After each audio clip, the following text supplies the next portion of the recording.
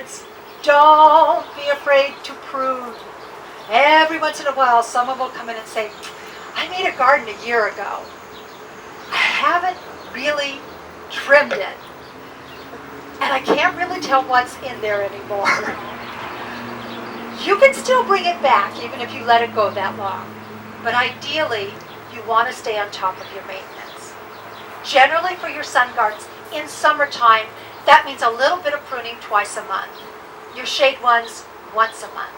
And in wintertime, about half that. Okay? Most of what you're going to be pruning is going to be your ground cover, except for those, the elephantine and the Irish moss. Otherwise, you're going to need to prune them, not just in width, but in height from time to time. Now, one tip that I always give, before you go to prune, especially if you have more than one garden, it's easy to forget that there's something in there. So before I automatically start to mow the lawn, I get my fingers in and I feel because, hello, there was a little ducky in there. Now if I had just started to prune, all of a sudden I would have become the Red Queen and it would have been off with his head. Kind of get in there and feel around, because sometimes you're like, oh, that's right, I forgot I put that in there. Check it first, and then get a nice sharp pair of pointy pruners, are the easiest to use, and mow the lawn. Don't be afraid.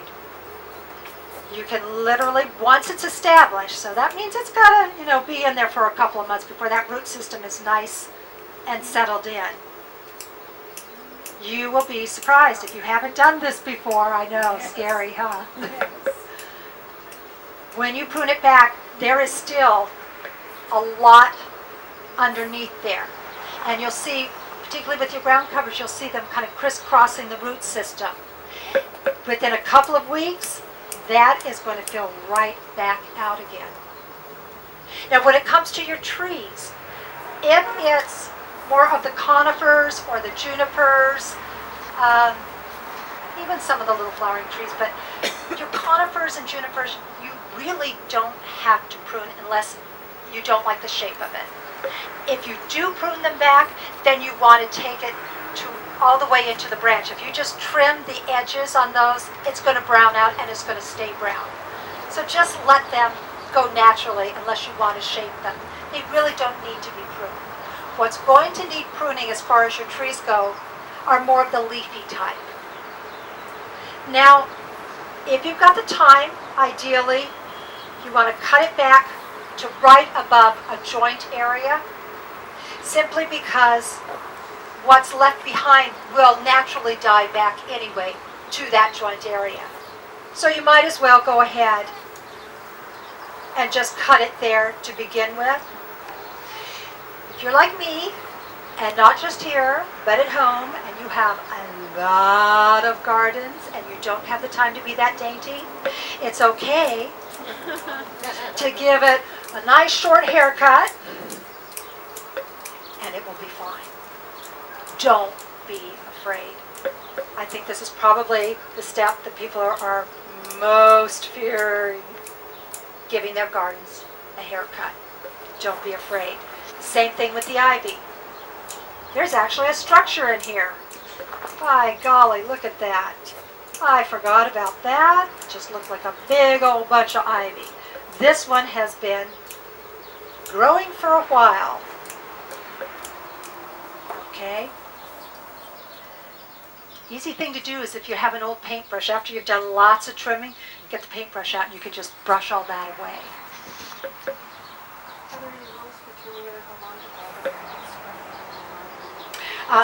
Here you mean? No, the tree. The tree itself. I would continue to kind of pick it off a little to expose that trunk. That's the whole point, is you want it to look like a tree. So you need to make sure that you see some sort of structure on the tree. So when you start to get those, little bits of growth, just like if you have a tree at home and you get those shoots coming up at the bottom, you just want to prune those off to keep the shape of the tree nice. All right. So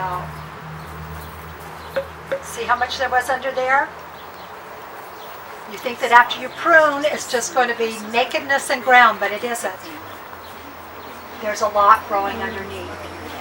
Now, if you stay on top of it and you prune it a little more often, that's ideal.